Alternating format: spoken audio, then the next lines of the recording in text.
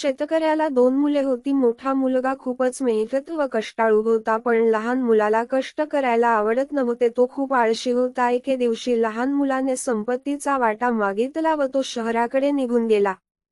शहरात गेल्यास त्याला नवीन मित्र मिळाले. तो त्यांच्यासोबत दारू पीत डान्स बारमध्ये डान्स करत असत. काही वेळानंतर त्याच्या लक्षात आलं की त्याचे सर्व पैसे संपले आहेत. तो मुलगा खूप दुःखी झाला. त्याच्याकडे खायलाही पैसे नव्हते. मित्रांनी त्याची काही मदत केली नाही.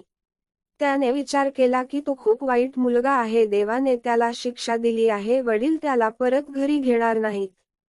त्याच्या डोळ्यात पाणी आले. तो घरी जाण्यासाठी निघाला. तो 3 दिवस चालत राहिला. अखेरीस तो त्याच्या गावापाशी पोहोचला. तो खूप थकलेला होता. त्याचे कपडे व त्याचे तोंड धुळीने भरले होते.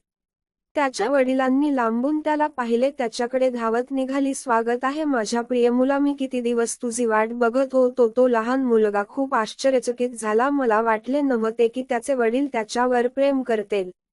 त्याचे आईवडील दोघेही खूप खुश झाले.